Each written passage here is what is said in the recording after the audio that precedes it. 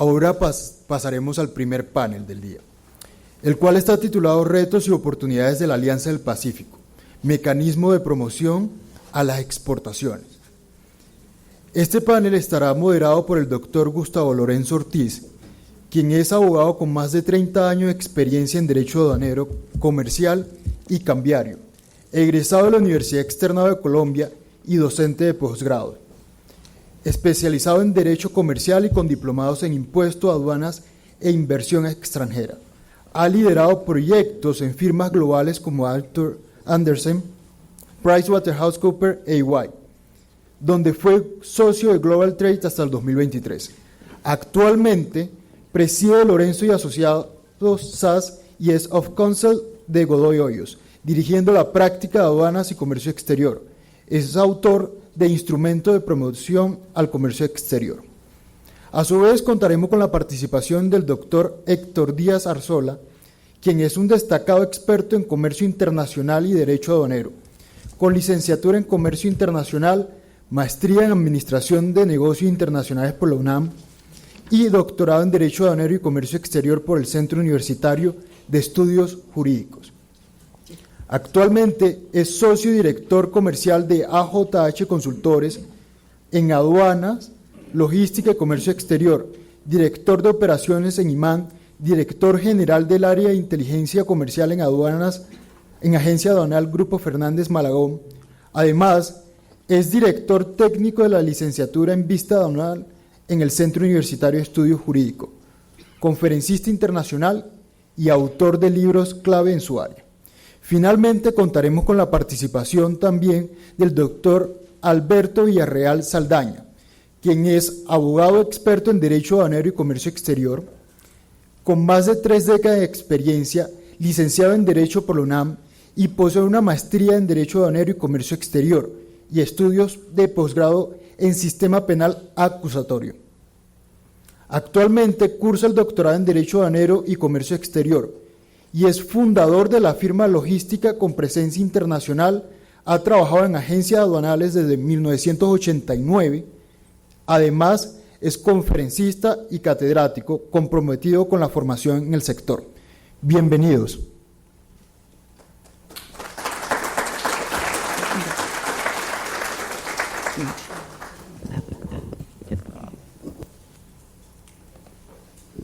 Aló. Bueno, muy buenos días a todos, nuevamente bienvenidos. Pues para mí es un honor estar en este panel, un honor por doble partida, porque soy abogado del externado, especializado aquí y pues también dictando clases, entonces me encanta estar en la universidad compartiendo con ustedes. Bienvenidos a los colegas míos, doctor Héctor, Alberto. Gracias. Bienvenidos y que la pasen estos 2 días académicos muy bien en Bogotá y que tengan tiempo también para pasear por nuestra linda ciudad. Ten cuidado con el tráfico, eso sí, que veo que le costó llegar a la universidad, pero bueno. La idea de esta hora en la que vamos a hablar de los retos y oportunidades de la Alianza del Pacífico y los mecanismos de promoción al comercio exterior es adelantar la siguiente agenda. Una introducción breve por parte mía como para situarlos en lo que es la Alianza del Pacífico, unas estadísticas generales. Posteriormente le cederé la palabra al doctor Héctor para que hable sobre los mecanismos de promoción que existen en México, específicamente en México, y posteriormente Alberto nos va a acompañar con unos datos comparativos de las oportunidades que existen de integración entre los países. Como ustedes saben, los acuerdos pues lo que tratan de buscar, y más en este caso, es juntar esfuerzos para llegar mejor a otros mercados. Posteriormente sacaremos unas conclusiones. Si tenemos tiempo podremos recibir algunas preguntas de ustedes y así vamos. Muy bien, entonces iniciemos. La Alianza del Pacífico, el origen, según cuentan en corredores y alguna vez escuchamos en unas ponencias en Perú, nació de un sueño de Alan García, que en efecto pensó en una integración latinoamericana y la pensó con los países situados sobre la costa pacífica. Pues el sueño finalmente se concretó, digamos, en el año 2011. Desde el año 2011 nace la Alianza del Pacífico con 4 estados miembros, que son México, Colombia, Perú y Chile, y ha venido sosteniendo diversas reuniones a lo largo de estos últimos 13 años, con rotación de las presidencias entre los 4 países, reuniones en diferentes ciudades, y pues ha ido caminando muy bien y ha tenido unos avances importantes que ya vamos a ver. Aparte de los 4 países miembros, tenemos 59 estados observadores, situados en diversas partes del mundo, en los 5 continentes. Hay unos datos interesantes que quisiera compartir con ustedes en relación con la importancia de los países que son miembros de la Alianza. En cuanto a población y PIB per cápita, hoy en día México tiene 127.5 millones de habitantes con un PIB per cápita de $13.070.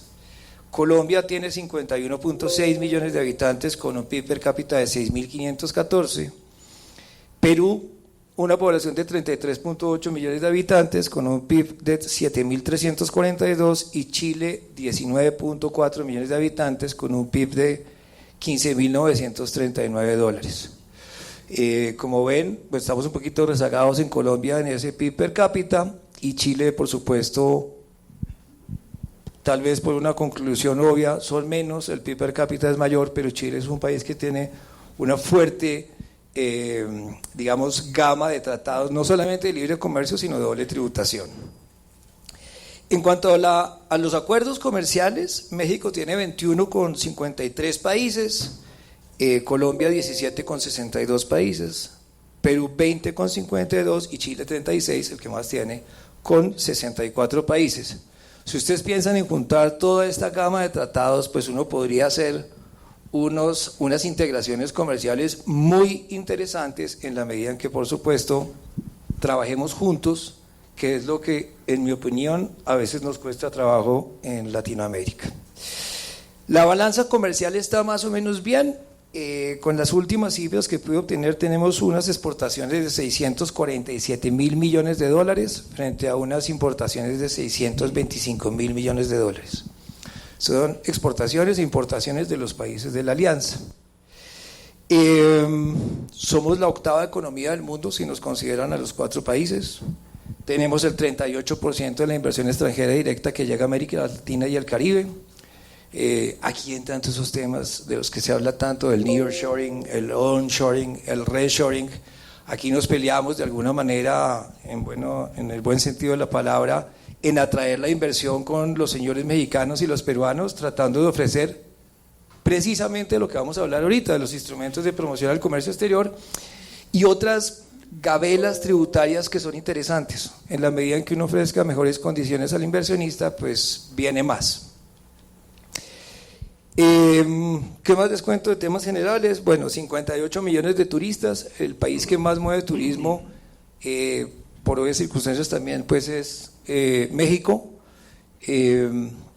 Como ustedes saben, Colombia tiene en su plan de gobierno supuestamente crecer el turismo para que pueda sustituir los ingresos, ese 10 y pico que es de las industrias digamos del oil and gas.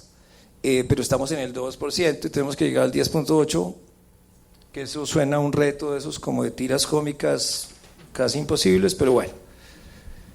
¿Qué logros ha tenido la Alianza del Pacífico? Y yo creo que aquí hay unas cosas que son muy interesantes. Uno, tenemos una liberación más o menos del 92% de aranceles entre los bienes que circulan entre los países de la Alianza. Hay que dar unos retos interesantes. Yo siento que la acumulación de origen sigue siendo un reto muy importante. Se trabaja, pero igual nos funciona con el tratado con Estados Unidos y el que tiene Estados Unidos con Perú. Es un tema por trabajar. Supresión del visado, por supuesto que es un tema interesante. Nosotros antes teníamos visa con México, eso ya no existe. Se han formado varias redes que ayudan al desarrollo de diferentes negocios. Está Aceler App, Innova App, Inversionistas App y Transferency App. Todas estas son redes que funcionan bastante bien. Está también el mercado integrado latinoamericano, que son plataformas para todo el mercado bursátil. se conformó también el Consejo Empresarial de la Alianza del Pacífico, que es un consejo que lo que pretende es darle recomendaciones a las empresas y tratar de que fluya de manera articulada todos los esfuerzos encaminados a llegar mejor a los mercados asiáticos, pero no solamente asiáticos. Digamos que esto nace con la intención de geográficamente llegar mejor a los mercados asiáticos, pero por supuesto que si logramos llevar nuestros productos a Europa y Estados Unidos con una oferta consolidada, y ya miraremos unos ejemplos más adelante, pues será mucho mejor. Y bueno, hay varios avances más. Hay otro que es interesante, que las oficinas de ProMéxico, ProPerú, ProColombia y ProChile ya funcionan en una sola oficina en varios países del mundo y trabajan como coordinadamente. Estas agencias de promoción son muy importantes, se mueven bien y ayudan al desarrollo de los negocios. Nosotros tuvimos el año pasado particularmente conocimiento de cómo funcionan en Corea del Sur, fabuloso. Estuvimos con unos colegas mexicanos también hablando del tema. Funciona bastante bien. En lo que tiene que ver con los instrumentos de promoción, específicamente, y solamente los voy a mencionar porque ustedes van a hablar de ellos, en México pues están los recintos fiscales estratégicos, están los IMEX, que son parecidos a nuestro Plan Vallejo, está el PROSEC, y hay varias figuras muy interesantes de las cuales no voy a profundizar por lo que Héctor se va a referir a ellos. En Perú tenemos también varios mecanismos que son muy interesantes. Está Sofratagna, que es la zona franca en la zona de Tacna. Están los CETICOS, que son unos centros de manufactura, promoción de los servicios de exportación, etcétera. Está la zona franca del Puno. También hay un sistema de drawback parecido al Plan Vallejo, lo que pasa es que devuelven después y no se deja de pagar como en Colombia, pero también funciona muy chévere. Y en Chile hay zonas francas, el régimen de zonas francas que existe en los extremos del país y no hay más. Chile tiene más bien toda una suerte de beneficios, pero tributarios en materia de devoluciones de IVA en la compra de bienes de capital, siempre y cuando estén relacionados con ciertas industrias, tiene unos descuentos en renta, etcétera. ¿Qué tenemos en Colombia para, por supuesto, hablar de mi país? Tenemos 3 instrumentos de promoción. A mí me encantan. Suelen no ser, por lo menos en algunos casos, tan apoyados con las reformas legales que hay, pero tenemos las zonas francas. Hoy en día las zonas francas hay más de 120 en el país, funcionan muy chévere. Hay 80 más o menos especiales, 40 permanentes, a lo largo y ancho de toda la geografía nacional. Allí pueden instalarse todo tipo de empresas, salvo unas 2 o 3 excepciones, servicios financieros, telecomunicaciones. Tienen beneficios en renta. Nuestra renta en Colombia es del 35%, las empresas que están en zona franca pagan el 20%. Todas las declaradas y constituidas hasta diciembre 12 del 2022 pagan el 20%. Las declaradas y constituidas después de esa fecha entran dentro del régimen de la ley 2277, otra de las reformas tributarias que tenemos anuales. Ayer presentaron la nueva reforma tributaria, se llama ley de financiamiento, pero nosotros en Colombia usamos mucho los eufemismos, supongo que ustedes también. Y entonces es una reforma tributaria y la 2277 lo que hizo fue ponerle el 20 solamente a los ingresos que provengan de ventas a mercados externos. Ventas de bienes o ventas de servicios. Si yo vendo bienes o servicios a Colombia, tributo al 35%. Entonces tengo que hacer mi declaración de renta, digamos, con 2 bases diferentes. Eso de alguna manera es volver a antes del año 2004, que teníamos una renta exenta para todos los beneficios que vinieran por ventas a mercados externos, pero digamos que ya hubo un fallo de la Corte Constitucional que por lo menos no le aplica eso a las empresas que habían sido declaradas antes del 12 de diciembre del 2022. Aparte de ese beneficio en renta, tiene beneficios en aranceles. Todo lo que llega a las zonas francas no paga impuestos porque esa zona no es Colombia, para efectos aduaneros. Y tiene una exención de IVA. que puede ser muy importante en algunos proyectos, y es que todo lo que le vendan las empresas proveedoras en Colombia a los usuarios industriales están exentas de IVA, siempre y cuando se utilicen lo que les vendan para el desarrollo del objeto social. Esto en algunos proyectos uno echa lápiz, como decimos aquí coloquialmente en Colombia, y es un poco de plata, y por supuesto es interesante para los inversionistas. Aparte de eso, de las zonas francas tenemos el Plan Vallejo, parecido al IMEX de ustedes, que es un mecanismo por el cual uno puede importar materias primas, insumos, bienes de capital, siempre y cuando estén relacionados con la exportación de bienes, por supuesto mercados externos.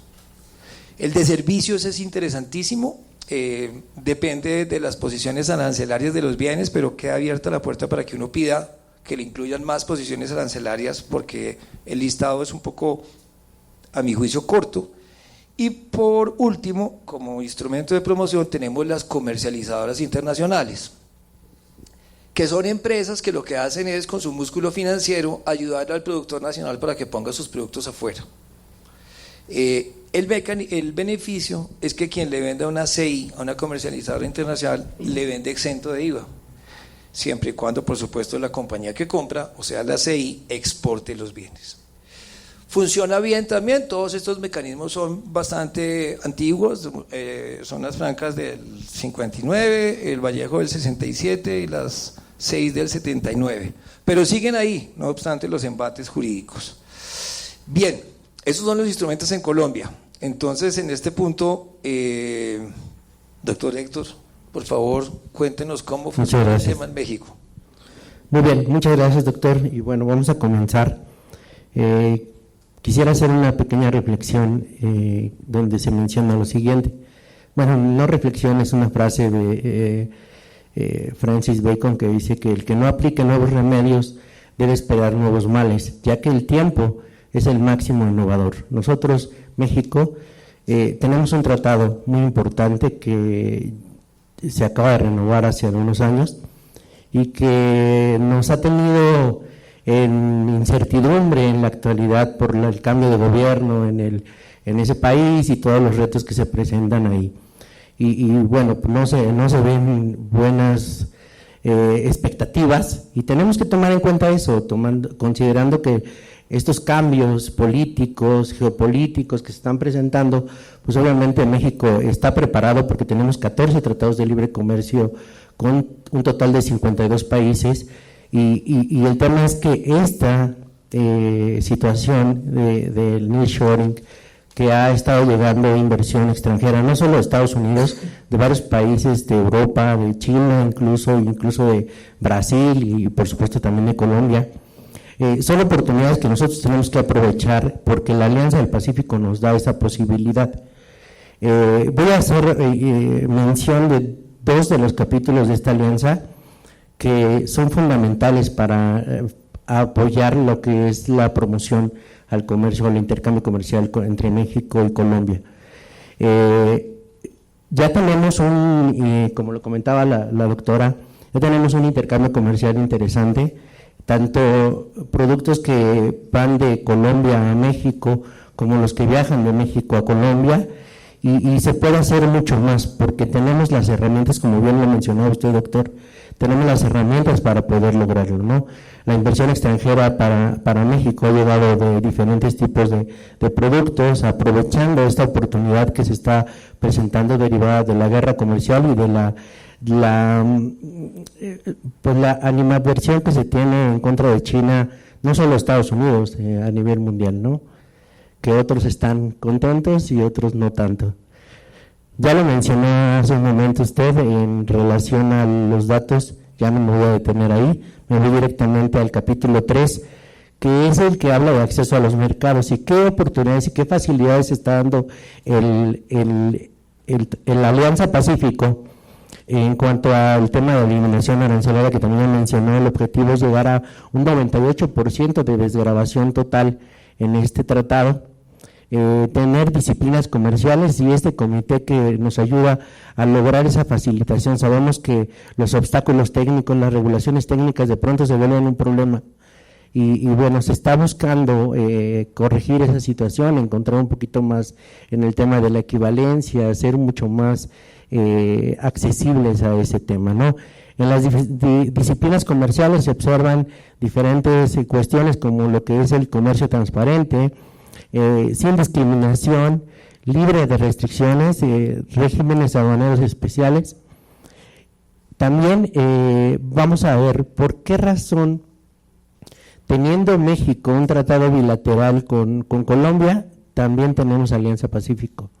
¿Qué es lo que se busca con esto? No solamente el intercambio comercial, sino ver otros aspectos como incluso el tema estudiantil.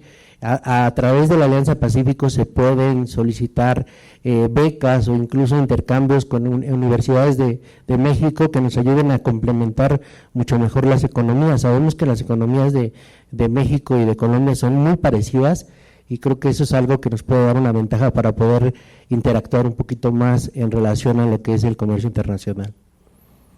En el tema de facilitación se han implementado diferentes herramientas, que también lo mencionaba la doctora en la apertura, herramientas que nos van a ayudar a hacer mucho más ágil este intercambio comercial, en donde tenemos, por ejemplo, la cooperación aduanera, la asistencia mutua, asistencia espontánea, entrega y comunicación.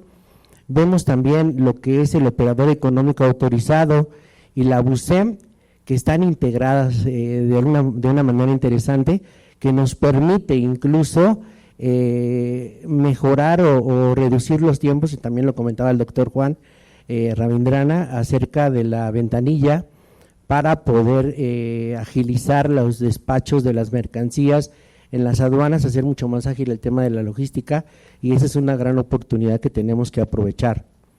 En el caso de la ventanilla, estas ventanillas electrónicas que nos ayudan a agilizar a lo que es el paperless, ya están interconectadas, y el certificado de origen de Alianza Pacífico ya es un documento digital que viaja a través de las ventanillas y ya no necesitamos tenerlo físicamente, que de pronto se vuelve un estrés, y eso es algo que también se desarrolló a través de la Alianza, como también el proveer o dar acceso a la información del comercio exterior como parte de los compromisos de esta alianza, el desarrollar una plataforma que le proporcione toda la información a los usuarios sin costo alguno. Eso es algo muy, muy interesante.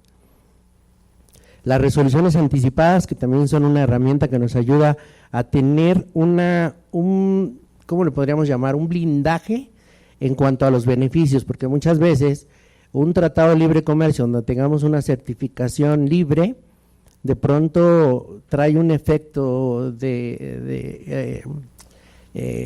como un efecto retroactivo, que la autoridad puede revisar y negar el trato preferencial, y esto pues es un problema. La resolución anticipada nos ayuda a tener esa certidumbre de que no va a venir la autoridad más adelante y nos va a decir, no, oye, ¿sabes qué? No cumples con la regla. El tener incluso resoluciones sobre una clasificación arancelaria, que es súper importante también, y todos los asuntos que tengan que ver con esta parte de los beneficios. La cooperación técnica y asistencia mutua son súper importantes para este tratado, ya que ayuda y asesora a las empresas para llegar a los mercados sin tanto problema, ¿no? Dándoles el camino a seguir para lograr los objetivos. Ahora sí, los programas. Tenemos 3 programas de fomento en México. El primero, estos programas nos han ayudado a tener un incremento en nuestra balanza comercial, incluso al grado de casi emparejarla. Estamos teniendo una importante exportación que nos ha permitido lograr una integración o una reducción en lo que es el déficit de nuestra balanza comercial, que casi todos los países de América Latina tenemos. Esa es una gran ventaja gracias a estos programas, además de otros proyectos como este del corredor del Istmo de Tehuantepec, que permite o que va a permitir el poder transportar las mercancías de una manera más ágil a través de este corredor, que estará saliendo desde Oaxaca hasta Veracruz para cruzar el océano, atendiendo los problemas que se están presentando en el Canal de Panamá. Por otro lado, el programa IMEX, este programa Industria Manufacturera Maquiladora de Exportación, es un programa donde se pueden, las empresas pueden llegar a invertir en México, como comentaba usted con el programa Vallejo, donde las mercancías ingresan o los insumos ingresan, los materiales, para poder ser transformados en territorio nacional y posteriormente ser exportados a cualquier parte del mundo sin que se tenga que pagar un peso de impuestos. Este programa IMEX tiene diferentes modalidades, el industrial, que es el más utilizado para proveer servicios, el controlador de empresas, que prácticamente integra lo que es el industrial y servicios, el de albergue para recibir insumos, y el de tercerización, que es como para controlar de una manera mejor. El PROSEC, Programa de Promoción Sectorial, es un programa configurado para apoyar y desarrollar la industria nacional a través de beneficios arancelarios a la importación también de insumos, sin que sea necesario el hecho de exportar las mercancías. Aquí se paga una tasa preferencial, que casi en todos los casos es cero. Son 24 las industrias que tienen este beneficio, y por ahí hay una 10 que habla de industrias diversas. Se imaginará cuántas estarán ahí. Está la industria del calzado, está la industria de los juguetes, está la industria del chocolate, la madera, los muebles. Son 24 industrias que están ahí y que pueden acceder a este programa para poder beneficiarse en cuanto a pagar menos aranceles para sus insumos. Y finalmente tenemos el drawback. El drawback es la devolución de los impuestos a mercancías que lleguen al territorio mexicano, que han sido pagados los impuestos de importación, pero que finalmente se hayan exportado a cualquier otro país. Esto, el importador o posterior exportador puede hacer el reclamo de los impuestos que pagó en su momento para poder recuperar esa parte, ¿no? Si la mercancía no se va a quedar en territorio mexicano, pues entonces se puede devolver ese impuesto que originalmente se pagó. Obviamente hay condiciones para cada uno de estos programas muy estrictas por parte del gobierno, precisamente para controlar el tema del contrabando y todas estas cuestiones que también se dan mucho, lamentablemente, en nuestros países. Y bueno, la idea es ofrecer todos estos beneficios para que la inversión extranjera pueda llegar, y obviamente también estas cadenas complementarias de valor en cuanto a la producción de bienes sea posible. Estos son los diferentes beneficios que se pueden tomar en cuenta para hacer más uso de la Alianza Pacífico, que ese es el objetivo, el tener una mayor integración y no depender tanto del intercambio comercial que tenemos con los Estados Unidos, que eso para México es algo que siempre nos anda preocupando, ¿no? Que si ya se enojó nuestro presidente y que quiere pausar el trato con Norteamérica y cuestiones de ese tipo que, pues sí, terminan por preocuparnos. Es todo, gracias.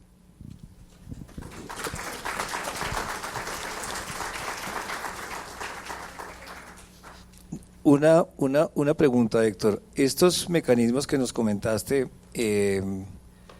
PROSEC, drawback, recintos fiscales, etcétera, entiendo yo, pero por favor confírmanos, el único que tiene unas zonas específicas para desarrollar los negocios son los recintos fiscales, los demás pueden estar en cualquier parte del territorio mexicano. Es decir, desarrollar su actividad, entendería yo, como en Colombia las zonas francas tienen que estar en una zona declarada específicamente para eso.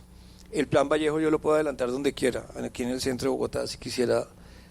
¿Es igual en México, IMEX, PROSEC? IMEX y PROSEC puede estar en cualquier parte del país, puede instalarse, es una empresa, es un programa que se le otorga a una empresa que va a desarrollar o va a producir bienes y los va a exportar. Puede estar en cualquier parte del país. Aquí se maneja a través se controla a través del régimen aduanero y de un anexo 24, que es prácticamente el control del inventario, donde la autoridad tiene acceso a él para poder validar que sí se están exportando esos insumos ya transformados.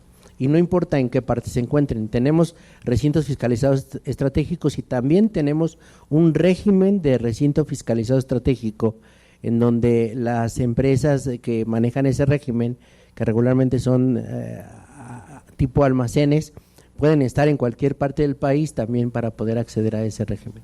El control es a través de los tipos de pedimentos que se manejan para los diferentes regímenes. Perfecto, muchas gracias. Bueno, entonces, doctor Alberto, dentro de la exposición que nos vas a hacer de los datos y estadísticas de cómo integrar América Latina y particularmente los 4 países pertenecientes a la alianza,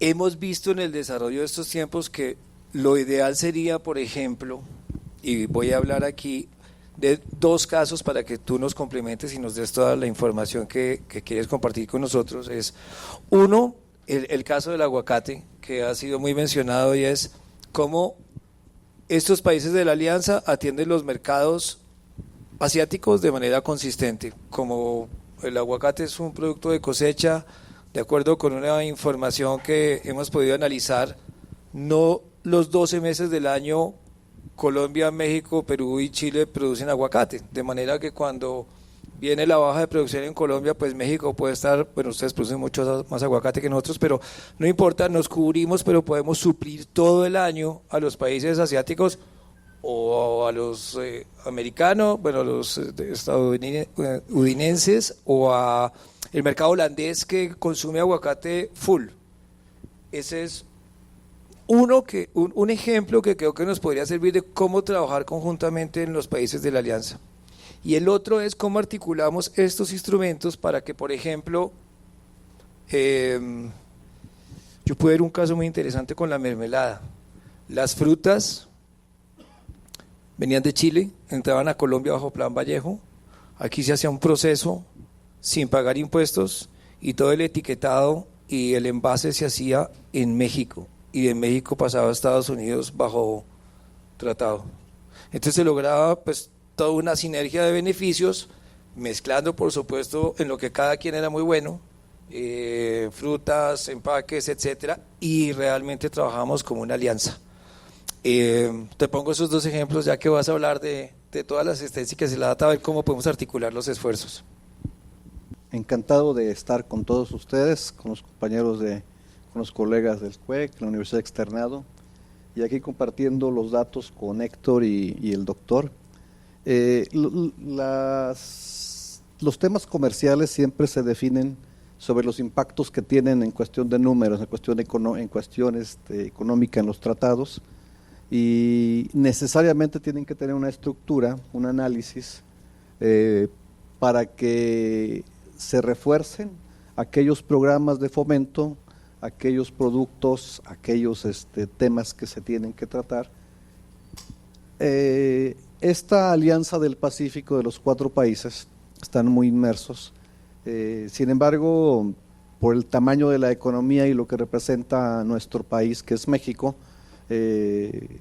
lidera en gran parte los números. Los números tenemos un impacto significativo, y lo que implica estos números que vamos a revisar es que al final requiere de mayor participación, de aquel sueño de los creadores, de los que constituyeron la Alianza del Pacífico.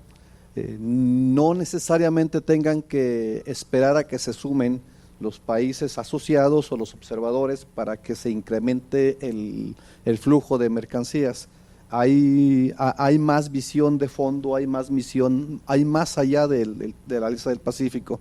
Entonces, veamos algunos números, algunos temas.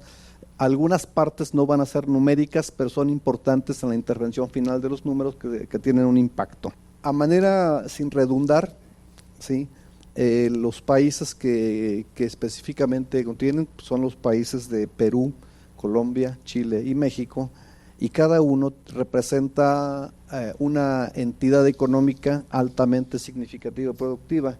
Tienen sus productos muy trabajados, y aquí comentaba el doctor el tema del aguacate, paltas en Colombia y en Chile, y en Perú hay una competencia. Sin embargo, México exporta a los Estados Unidos en temporada alta alrededor de 115,000 toneladas para la NFL solamente, y los países asiáticos no los tienen, son muy contados el tonelaje que tiene, inclusive en Europa. Para llegar a China con un aguacate tiene que haber una logística inmensa, una logística tremenda. ¿Okay? La estructura que tiene la Alianza del Pacífico actualmente tiene la presidencia pro tempore del país chileno, que es de 1 año, y esperamos que haya una promoción después de una vorágine política que hubo para la transición. La tiene pro tempore el país chileno. Ecuador y Ecuador son países que son estados asociados, sin embargo Singapur no ha sido ratificado. En 2019 Ecuador sí se incorporó como estado asociado. Estos países van a aportar mucho más a las economías de esta Alianza del Pacífico, y luego tenemos a unos candidatos como estados asociados, ¿sí? Que son 2, 4, 6, 7 países. Costa Rica iba a ser uno de los países, Costa Rica y Guatemala iban a ser los países miembros iniciales. No está Panamá, Panamá era uno de ellos, sin embargo Panamá, por no tener acuerdos con todos los demás países, no fue iniciado en la alianza, porque fueron los iniciadores. Costa Rica, la presidenta Chinchilla fue una de las iniciadoras también, sin embargo no se dieron, y el presidente colombiano en su momento dio la pauta para que en Atacama se firmara ese acuerdo. Estos son los países observadores. Hay unas cuentas entre 59, 61, 63, la mayor parte son observadores, todos están queriendo integrarse, ¿sí? Integrarse es muy importante para la Alianza del Pacífico, para aportar a la economía. Cada uno tiene economías de distinto tamaño, desde Reino Unido, Nueva Zelanda, lo mismo Azerbaiyán, Austria o Kazajstán. Son países de todo tipo, que tienen todo tipo de mercancías y con los cuales no comerciamos todavía. México sí comercia en alguna manera, pero los países de la Alianza del Pacífico están muy inmersos en la estadística para venderle a Estados Unidos, porque una de las estadísticas que vamos a ver es que las exportaciones de la Alianza del Pacífico están dirigidas mayormente a Estados Unidos. Ahora bien, otro de los datos esenciales es que la primera cumbre se dio en 2011, en el 2014 se tuvo la supresión del 90% de los aranceles, y existe, de esa supresión de los aranceles, hay un 8%, por lo menos, que está a largo plazo, de 3 a 7 años, y otros a 17 años. El azúcar está excluida para las preferencias arancelarias. Entonces, en su mayoría, hoy el 92% tiene una supresión después de la publicación en el Diario Oficial Mexicano y en las gacetas oficiales de los países. Se atiende a una población económica de 244.5 millones de habitantes en el bloque, muy parecido, porque aquí competimos con el Mercosur, muy parecido. Sin embargo, el ingreso per cápita, el Producto Interno Bruto de la alianza da por la mitad. Sin embargo, es la octava economía del mundo esta alianza. Tenemos una producción económica de 4.400 millones de dólares.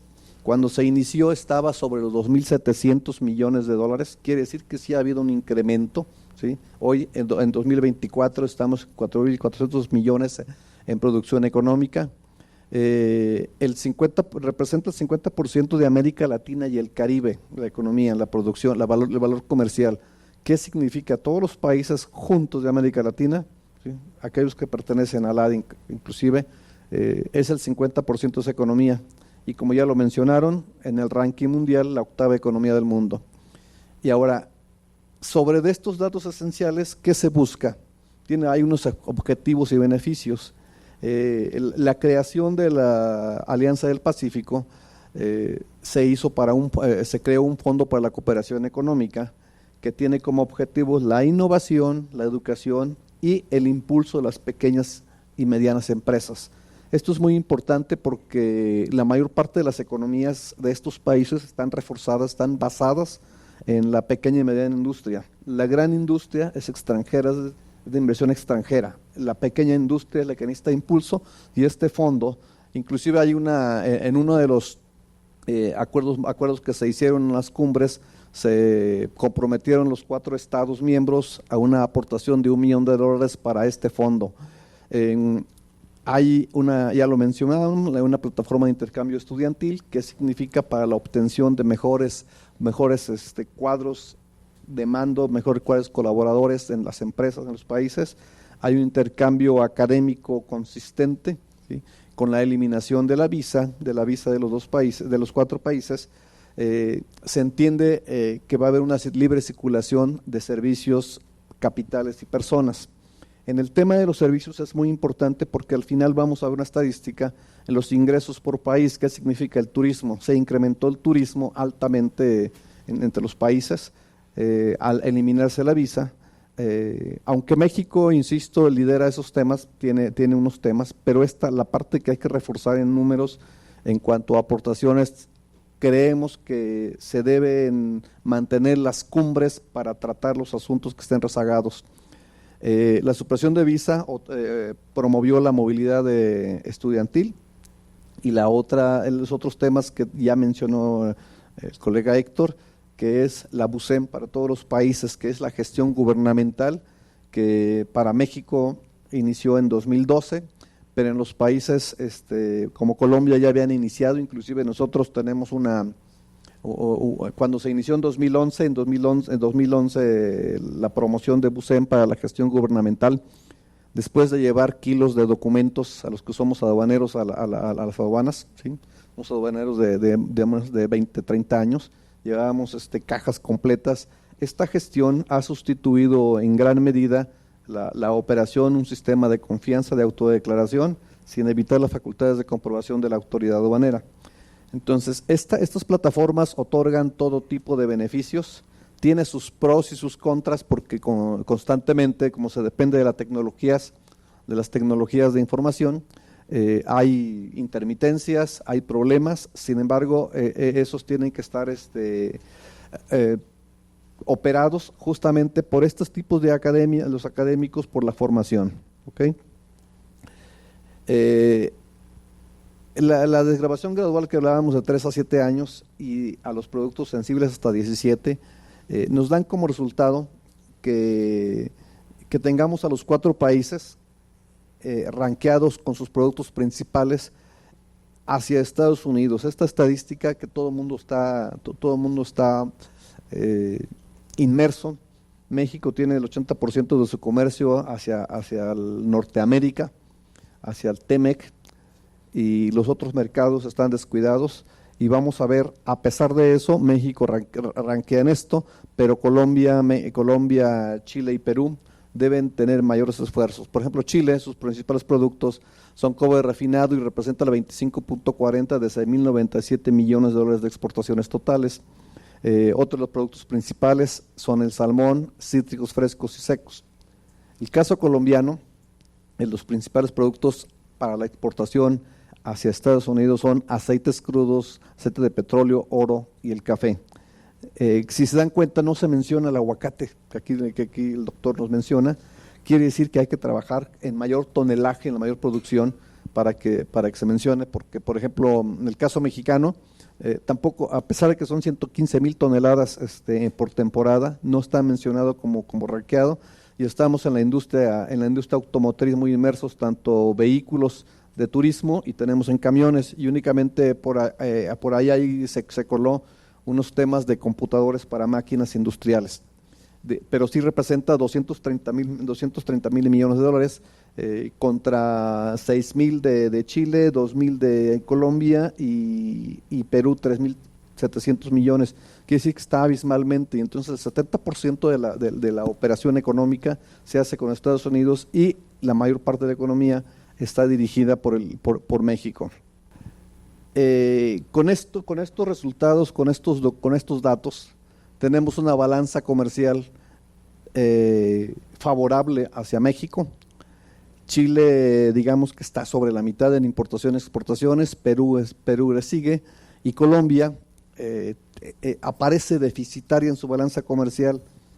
Entonces, quiere decir que la Alianza del Pacífico debe trabajar mucho más para impulsarlo, porque México está inmerso en venderle a Estados Unidos, hace importaciones severas de países asiáticos, no solamente de China, mayormente de China, pero la guerra comercial que se sostiene en Estados Unidos con China y con los países del bloque socialista comunista impiden estos temas. Lo que representa en bloques, por ejemplo, son 231 millones de habitantes cuando se inició vamos en 244 millones de habitantes. El Producto Interno Bruto anual estamos en 2.550 millones hablando, y el ingreso per cápita, o sea, ¿qué beneficio tiene la población, esas 244 millones para el trabajo que hace estas encomiendas en la Alianza del Pacífico? Estos datos nada más son estadísticos, los tomamos ahí, y aquí vemos quién es el exportador. El exportador, por ejemplo, en el caso chileno, en exportaciones es el número 2, en importaciones es el 2 también, y ahí marcan que tiene 87 mil millones de euros de exportaciones y representa el 28.26 de su Producto Interno Bruto. Para Colombia es el exportador número 4 y en importaciones el número 3 dentro de la Alianza del Pacífico. Sí. Dentro del bloque de Alianza del Pacífico, no de sus exportaciones globales, sino que solamente los números que vienen de la Alianza del Pacífico. En exportaciones tiene 45 mil millones de dólares y representa el 13.63% de su Producto Interno Bruto. Ese impacto a los 244 millones de habitantes es lo que tiene que decir que se tiene que trabajar. El caso peruano, tenemos que es el exportador número 3 y es el importador número 4, y está muy cerca del ranking con Colombia, en exportaciones 56 mil millones y exportaciones el 22%. Ahora, el caso mexicano está rankeado en 549 mil millones de dólares. Entonces tenemos esa parte que es muy interesante, y la estadística final es esta, ¿sí? La Alianza del Pacífico tiene exportaciones de 767 mil millones de dólares, el principal exportador continúa siendo México y el principal importador es México.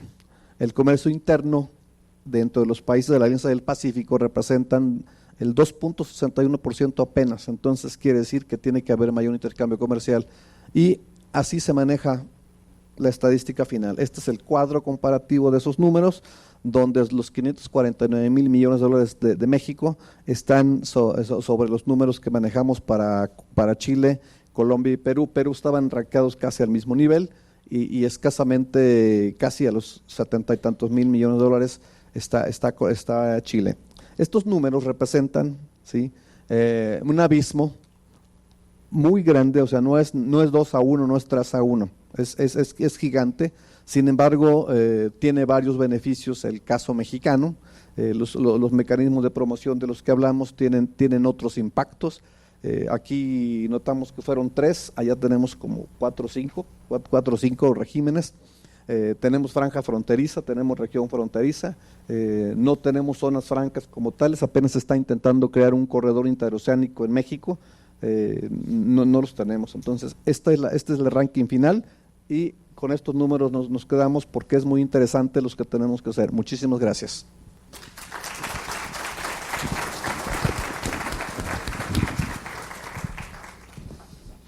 Bueno, muy bien, creo que doctora Carolina, estamos bien de tiempo, tenemos… Sí. Nótese la democracia. 5 minutos preguntas. Yes, sir. Por favor. Gracias. Una pregunta, ¿cómo dos? ¿En qué estado está el concepto de integración de origen que está previsto en la Alianza del Pacífico, que justamente potencializaría a nuestros países como un gran bloque económico frente a otras economías? ¿En qué estado está el avance de esa integración de origen? Y la segunda pregunta es, ¿a qué le atribuyen ustedes el hecho de las cifras un poco tristes del intercambio entre los países de la alianza? Si requiere la alianza, por ejemplo, una mayor fuerza jurídica, decisiones más vinculantes, no sé. ¿A qué le atribuyen ustedes ese tema para poder potencializar más la alianza y sacarle realmente el provecho que los gobernantes en su momento vieron en una alianza con todos los países de la región pacífica? ¿Quién quiere contestar la primera pregunta sobre origen? Yo doy después mi concepto. Okay. ¿Quieres seguir? Ok, sí, bueno, comentábamos acerca del tema de la integración. El plan era, la primera regla de la Alianza Pacífico era que cada país tuviera un tratado bilateral. Ya tenemos muchos años, de hecho el tratado con Colombia me parece que fue el tercero que México celebró. Primero fue TEMEC, después fue Chile y después Colombia. ¿Ok? Después el compromiso en Alianza Pacífico, que empezó en 2016, es justamente acelerar los procesos de integración en reglas de origen y en desgravación arancelaria, precisamente para poder acceder a un intercambio más dinámico. ¿Ok?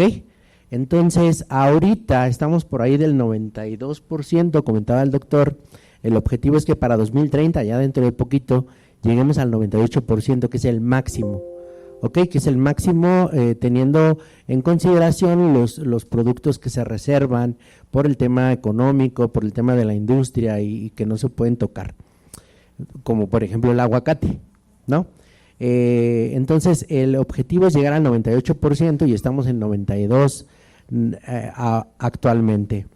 Y atendiendo a la segunda pregunta, que te la va a contestar más el doctor, yo te puedo compartir por experiencia propia que de pronto los países se vuelven muy proteccionistas y entonces tenemos sí la desgravación, ya hablamos de que sí por este lado, pero por detrás está el tema de los obstáculos técnicos que yo lo comentaba y que te puedo decir, tuvimos una experiencia con una empresa que trabajé muchos años, donde fue muy difícil llegar a Colombia porque había una sobreregulación. Y lo mismo pasa con México, o sea, México también tiene un tema de sobreregulación en obstáculos técnicos, que eso es lo que no permite el tema de la integración. Finalmente hay una similitud en industria, y entonces obviamente acá los colombianos se preocupan por producir sus bienes. Nosotros en México tenemos a Estados Unidos casi encima de nosotros, teniendo inversión extranjera, y por eso es el tema de México y la diferencia tiene que ver más por la relación con los vecinos del norte, que logísticamente hablando pues México es el país adecuado. Si no es China es México por las mismas condiciones geográficas, y esa es la ventaja abismal, tiene que ver por ahí. ¿Por qué no se da el intercambio entre México y América Latina? Por el tema de regulaciones técnicas. ¿Sí? Yo, doctora Ingrid, te daría dos comentarios. Bueno, uno, en cuanto a origen, yo creo que en efecto, hay un tema de regulación. Todos somos muy parecidos en hacerlo fácil, difícil, como comentaba el doctor, somos muy buenos en eso. Y eso definitivamente crea muchos obstáculos, el acceso, la facilitación al comercio, etcétera. En cuanto al punto 2, yo creo que hay unos temas normativos y otros de carácter sociológico. Los normativos pueden ser esos. Yo estoy seguro que Estados Unidos es el mejor y el más importante socio comercial de los 4 países, por lo menos de México y Colombia seguro. Nosotros el principal socio son ellos, pero no en todos los productos somos competencia, en algunos nos complementamos. De manera que ahí es donde deberíamos trabajar juntos. Y por eso ponía el ejemplo del aguacate, que me llamaba la atención, que en periodos en donde México no estaba full o Chile, Colombia lo estaba. Entonces uno complementaba la producción y tenía el cliente con la debida proveeduría de bienes todo el año. Y cliente satisfecho, pues ya sabemos qué pasa. Creo que sociológicamente a nosotros nos cuesta, a los latinoamericanos nos cuesta trabajar juntos, juntar esfuerzos, jalar para el mismo lado. Y ese es un tema, por supuesto, que no es ajeno a México y Colombia. Creo que es un problema de naturaleza. Yo estaba viendo aquí unas cifras, como todos son cifras, pero estaba viendo qué es lo que requiere el mercado asiático está viendo China, Japón y Corea. Y uno debería pensar qué es lo que ellos necesitan comprar y no qué les queremos vender, ¿verdad? Porque pues digamos que en sentido comercial yo debería proveer, aquí están maquinaria, electrónica, químicos, productos minerales, vidrio. Deberíamos buscar y juntarnos, digo, los países de la alianza y ver cómo atendemos esos mercados que además necesitan una cantidad, o sea, estos bienes en unas cantidades inmensas. Y tal vez, si el aguacate, por ejemplo, como comentabas tú, Alberto, logísticamente es muy complicado y tenemos el mercado gringo y el europeo, pues entonces ver cómo nos va mejor comercialmente. Ese sería mi comentario. No sé, Alberto, si quieres adicionar algo. Sí, justamente el tema integracional, a pesar de que somos latinoamericanos, entre México y Colombia hay una gran similitud, gran similitud. Solamente nos distingue el tono de los acentos y el tono de lo que hablamos, ¿sí? Yo soy muy feliz cuando vengo a Colombia, porque no hay diferencia, ¿sí? O sea, cuando quiera me encuentro, y si voy a España me encuentro colombianos y no pasa nada. El tema comercial, tenemos una competencia y esa parte regulatoria que tenemos, creo que no la hemos entendido. Yo, por ejemplo, tengo operaciones de materia textil de procedentes de Colombia y el criterio para llenar los certificados de origen, a pesar de que están en BUSEM, en la ventanilla única, se hacen muy rápido, se hacen muy expeditos. El problema es el criterio aplicable, y cuando le hablas, y tiene que ser certificado por la autoridad. El caso chileno, el certificado no está certificado por la autoridad. No hay certificaciones de reproducción libre y lo firma alguien, porque se presume que debe ser el representante legal, ¿sí? La persona que tiene la firma de la empresa. En México y Colombia, ¿sí? A pesar de que se hace en ventanilla, tiene que firmar el representante legal y tiene que validarlo la autoridad. Entonces, esa regulación en los productos textiles, aparte del porcentaje de integración que tenga, del salto arancelario que tienen los textiles, para México existe un criterio, a pesar de que está en el tratado, en las reglas de origen específicas, reglas de origen, el criterio para México es que no cumple, y para Colombia sí cumple porque importó la materia prima, las fibras de otro país. Entonces hemos tenido sendas conversaciones en los altos arancelarios en esos temas. El tema textil está complicado, sí, y esa parte regulatoria creo que es la parte que complica más el día a día, ¿sí? Políticamente es un proyecto de integración económica muy buena, ¿sí? Pero cuando vamos a la parte terrenal, a lo de los conceptos de los números del 1 al 10 o de la A a la Z, es donde tenemos la complicación, ¿sí? Y aparte, los temas,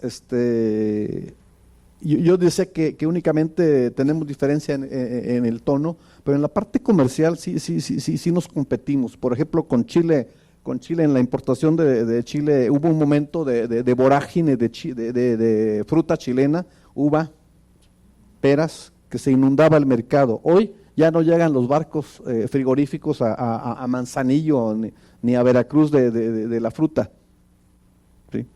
Porque se tergiversó todo ese proceso, ¿sí? Pero hay mango del Ecuador, a pesar de que México es exportador de mango y tiene una denominación de origen de mango, de mango. Entonces, esa parte que los gobiernos y las entidades privadas deben sumarse para identificar las áreas de oportunidad que se tienen que reforzar para que ese intercambio económico represente mejores expectativas. Insisto, 549,000 millones contra 5,000 millones, el de abajo está, digamos, al 1%, y entonces significa que no le estamos comprando, que sí le estamos comprando mucho a Colombia y a Perú y a Chile, pero también le estamos vendiendo mucho, pero ellos no nos venden lo suficiente a México, y México es un consumidor de 136 millones de habitantes ya, O sea, cuando iniciamos éramos 121 millones, hoy estamos 136 millones de habitantes. Entonces, esa parte es interesante, de que tiene que haber mejores políticas públicas fuera de las diferencias técnicas que existan. Hasta ahí mi comentario. Muchas gracias. Muy bien. Bueno, pues yo creo que suficiente o más o menos suficientemente ilustrado el tema. Como ven, hay muchos comentarios que hacer.